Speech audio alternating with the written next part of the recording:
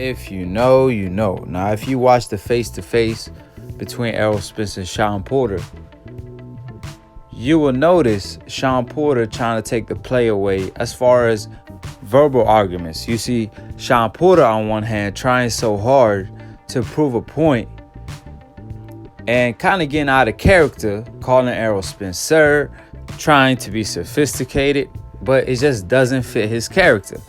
Meanwhile, on the other hand, you got Errol Spence. He's just being him. He's cool, calm, and collective, and he's able to get on Shawn Porter's skin. You know, Shawn Porter, you could tell he's getting out of character. You could tell he's out of pocket with the things he say. He tried to prove a point, but Errol Spence stayed countering his points, proving his argument, and that's how the interview really went. Now, what's funny to me is Shawn Porter told Errol Spence, you had a 135-pounder calling you out, and when you fought him, you couldn't hurt him. Now, we all know Errol Spence hurt Mikey a couple times in that fight, and Mikey chose to survive instead of winning the fight. So it's hard to knock out a fighter that's trying to survive and not trying to win. But regardless of that, my question is, well, how does that make you look good, Shawn Porter? Because he was trying to fight you instead at the time. You turned down the fight, and then Errol Spence chose to fight Mikey because it was his last choice. If you didn't choose to fight Ugas, where you almost lost that fight, ducking Errol Spence in the process, we could have been seeing this fight. But you let the smaller man, Mikey Garcia, get his shine, and then he made y'all look bad where y'all had to step up. And you're going to question Errol Spence and say if you look bad against Danny Garcia, why he stepped in the ring to call you out? Because you were ducking him. And you won the fight. They gave the fight to you. So obviously he stepped in the ring to call you out because you won't fight the man. And then you said it was going to be the easiest fight to make. And it didn't happen next. He fought Mikey next because you didn't want to fight him next right away. So I don't understand why Shawn Porter asks the most obvious questions. Why did you step in the ring to call me out? Like, because I wanted to fight you, bruh. Why you think I'm going to hop in the ring to call you out? Because you ducking me. I can't stop you from ducking me, so I got to expose you in front of the world. I'm sorry, but Shawn Porter asks the most obvious questions. Like, you know, when you be riding with your kid and then your kid asks you, Dad, why is the sky blue? Oh, well, son, you got to understand, you know, it's the reflection of the water and the ocean. Obviously, that's not the reason why, but that's what we were told as kids. Maybe that's not a perfect example, but another example is like, oh, Dad, why do I got a nose? So you could breathe, son.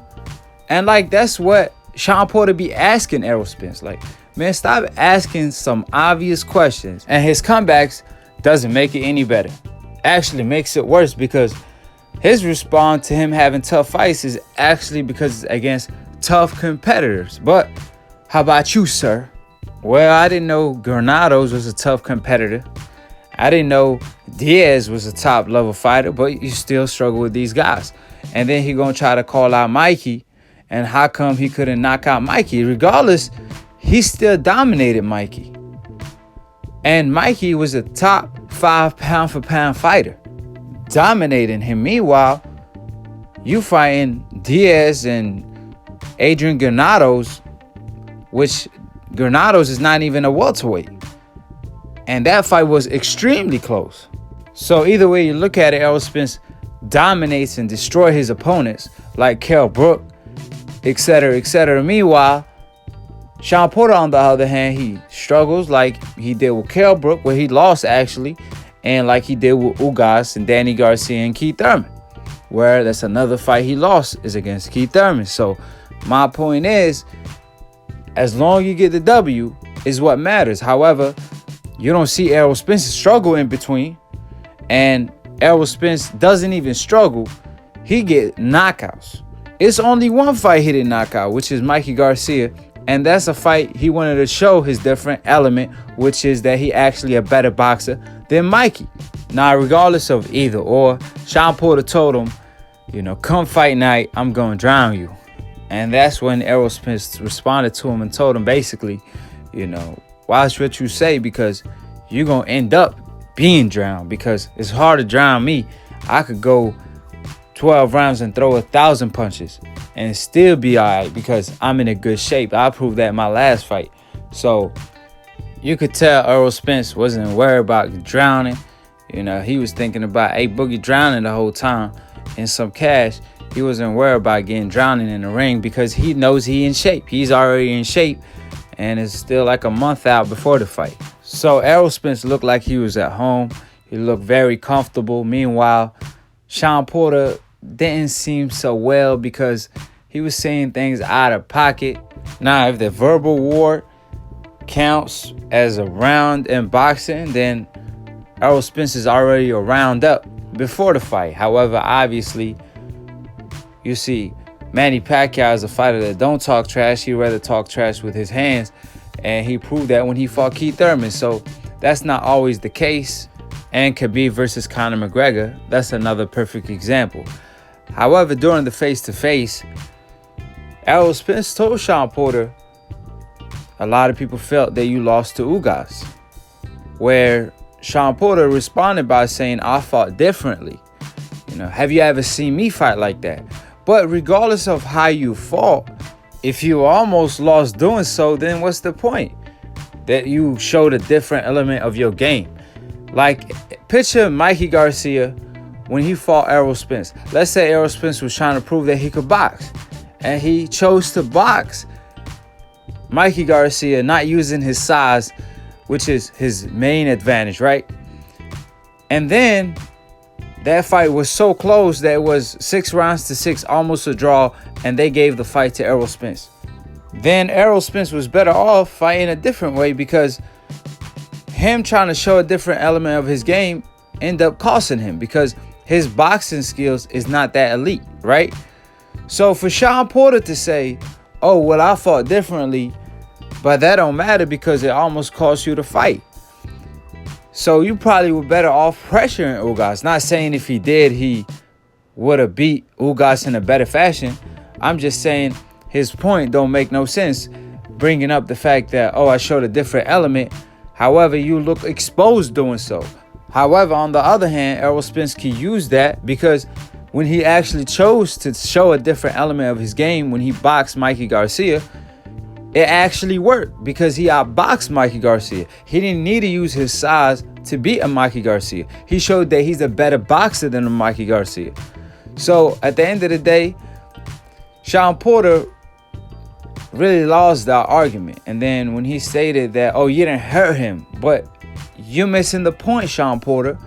He wasn't trying to get Mikey Garcia out of there. His main objective in that fight is to show a different element of his game and show that he could box, because you had experts like Roy Jones Jr. Obviously, Roy Jones knows his boxing, but he was stating that Mikey is a better boxer. However, Errol Spence is bigger. A lot of people were stating and making those claims. So Errol Spence wanted to show that he's a better boxer and prove to Mikey Garcia himself that he's a better boxer. So at the end of the day, he still showed a different element to his game. He didn't even have his strengthening and conditioning coach for that fight in particular, because he was working on cardio and he threw like 1,000 punches that fight.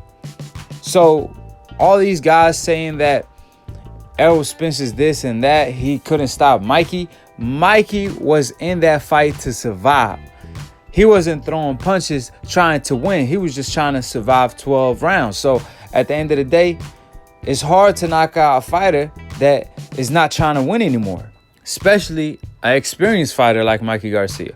But regardless of that, Errol Spence still won 12 rounds, showing that he's the better boxer and throwing over 1,000 punches in that fight in particular, which was an action-packed fight. It was just the fact that it was just one-sided. Now, on the other hand, like Errol Spence told Shawn Porter, if you fought Mikey, it probably would have been a close fight. And you probably could have barely beat a Mikey Garcia, which I don't doubt. Obviously, every time Shawn Porter is in a fight, regardless of how he wins, the main thing is getting the W. But it do be close fights. It don't even got to be big names. It don't even got to be a Danny Garcia, a Keith Thurman. You know, it's a lot of fighters that he fought. Even a Diaz at one point.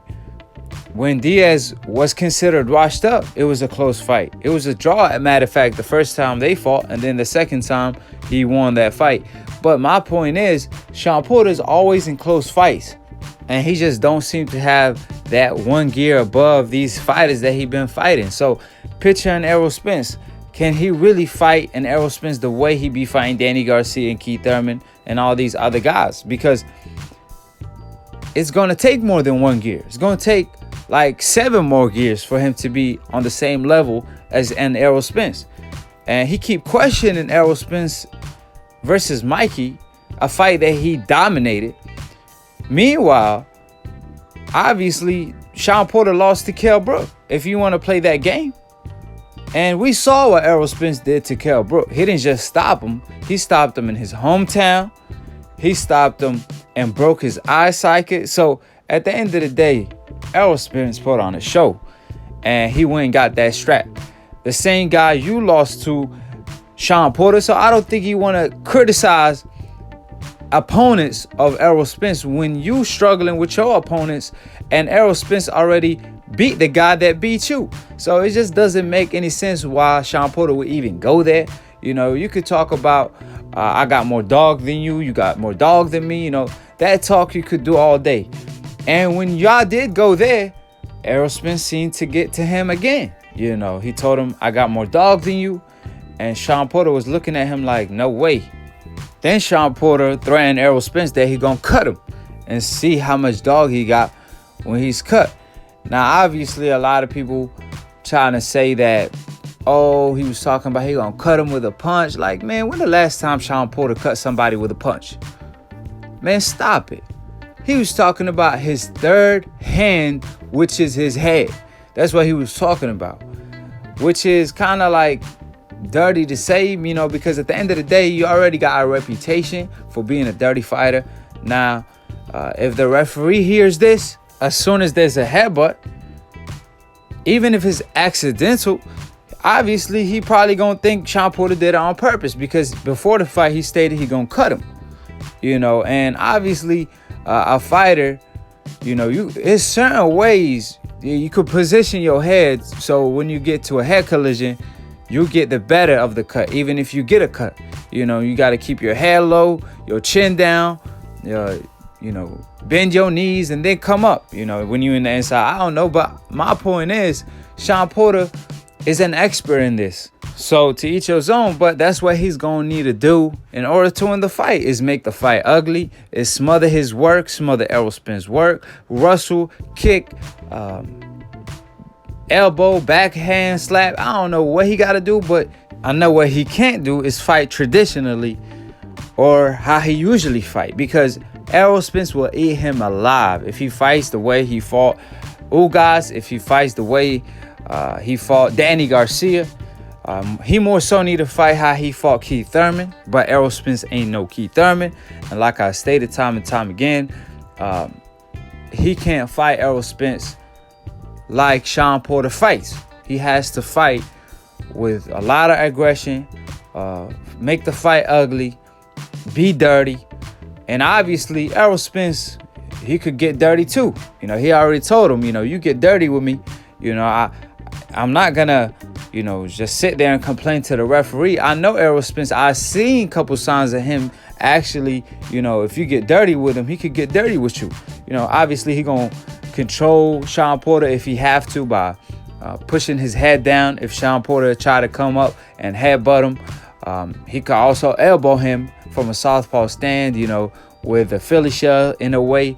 And also, one thing that I know Errol Spence is really great at is actually creating space in the inside, even if Shawn Porter tried to smother him. Because I remember Kell Brook, he was trying to smother Errol Spence like he smothered Shawn Porter, or how he was holding Shawn Porter. And Errol Spence always managed to get out of the clinch and create enough space to punch, and he was landing devastating punches in the inside. So a lot of people actually need to peep that and see how Errol Spence was actually creating space in the inside while Kell Brook was trying to hold or smother his work. So I know for a fact if Shawn Porter actually try to smother Errol Spence is still going to try to create space, and he's perfect at positioning his body at the right angle where he could hit his opponent while being in the safe zone in a way. So Shawn Porter going to have a hard time regardless, but if he fights it in an ugly fashion, he at least has a better chance, because that's his only chance. His chances are slim and none. So that's the slim chance. But I must say, Shawn Porter gave a lot of opponents a hard time during fights. So if Errol Spence dominates Shawn Porter, especially if he stops him and does something that really no one was capable to do. Obviously Shawn Porter lost twice before. However, he just never been really dominated like that or stopped. So if Errol Spence could do something like that while Shawn Porter is sparring with the likes of David Benavidez and Andrade, and Errol Spence could just go in the ring and stop him, that would be really impressive. I must say, even though I'm picking Errol Spence, I think it's going to be a tough fight early on till Errol Spence actually controls Shawn Porter. And depending if Errol Spence is able to stay away from the dirty tactics of Shawn Porter and the fact that he could establish his jab and inside fighting and mid-range fighting without getting bothered by Shawn Porter, the way he jumps in with his head, I believe he'll be able to dominate Shawn Porter in no time. Now, I believe Shawn Porter, on the other hand, from round one, don't let Errol Spence get the timing of you. Don't let Errol Spence use his jab and establish his jab. From round one, establish a good jab with head movement and get inside with it, and then make the fight ugly. Smother your work, smother his work, muscle him around, try to get Errol Spence tired, just rustling you, and just try to go 12 rounds. Because after talking all that trash, if you get knocked out and Mikey actually went 12 rounds, it's going to make you look bad. However, on the other hand, will Shawn Porter survives by not throwing no punches like Mikey did? Will he take that route, or will he go for broke? We'll see how Shawn Porter is cut. We'll see who got more dog in them, Errol Spence or Shawn Porter, depending how they fight.